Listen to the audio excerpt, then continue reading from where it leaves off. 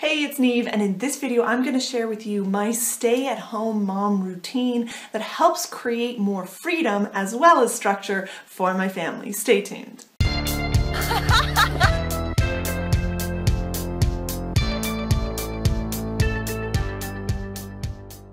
Now, being a stay-at-home mom is a lot harder than most people think that it is. I thought that not having a job and just staying home with my kids was going to mean an enormous amount of free time for me, a lot more freedom to be me, to have fun, getting rid of the structure of a job. But actually, it turned out to be incredibly difficult. All of a sudden, I was not just faced with, following my own path during the day. It was I had my kids' needs, my partner's needs, the household needs, as well as then my needs were kind of coming up last. So I was finding myself feeling completely swamped and overwhelmed.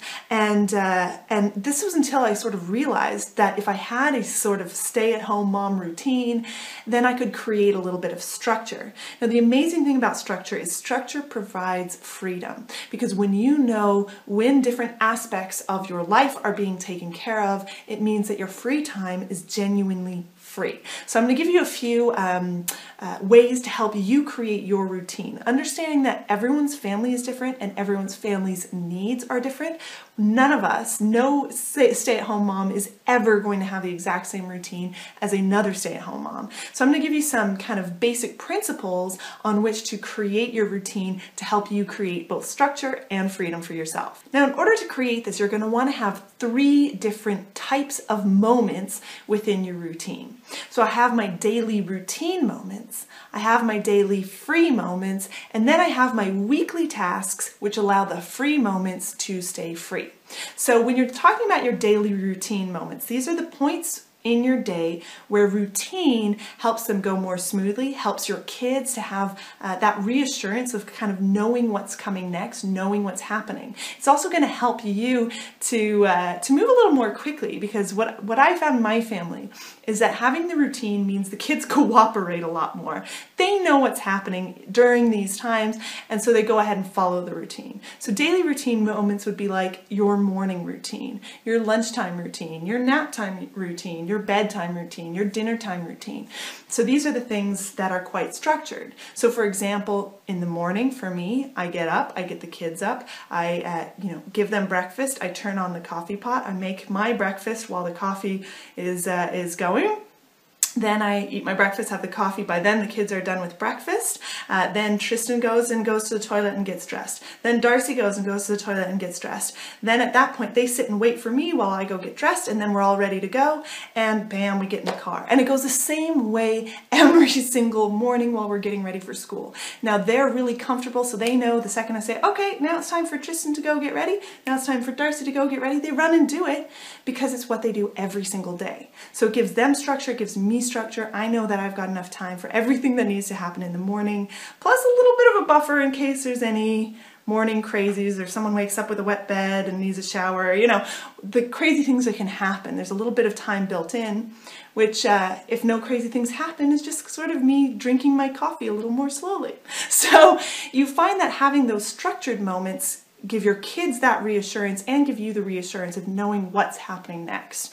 And I find that the times that really need a lot of structure for me are the food times and the kind of getting into bed for either nap or getting out of bed after nap and those kinds of things. With routine, your kids will be a lot less kind of all over the place, and you'll know what's happening. Now, aside from the routine times, you don't want to have an entire routine where your whole day is just regimented, because what happens then is if you get off the regimented path, you're going to wig out, or at least I do. It gives me all kinds of anxiety if things aren't going the way they're supposed to go.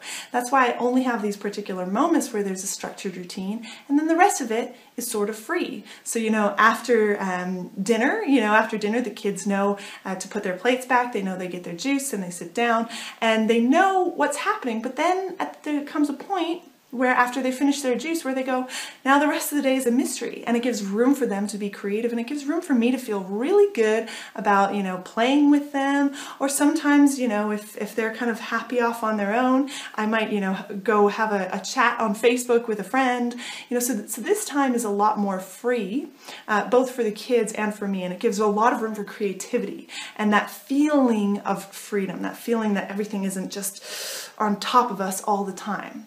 Now, the thing that creates the freedom of the free times is then the third aspect of your routine, which is your weekly tasks.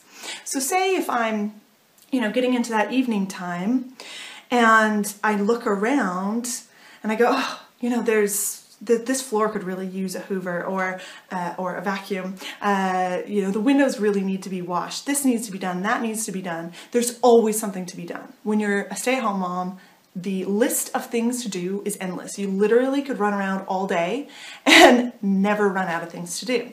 So in order to keep the free times free, you need to know when those tasks are going to happen. So say Saturday could be a cleaning day where you go around and you do the vacuuming and you do all those chores that you spot during the week. Now, the really amazing thing about this is if you can let go of it all needing to be perfect all the time, you'll find an enormous sense of freedom. And the things that have to happen daily will happen daily because they're in your routine. And the things that you feel like have to happen, like the house needs to be clean, well, you know it's going to be clean, so you can be reassured by that. And that leaves your free time free to either play with your kids or do what you need to do.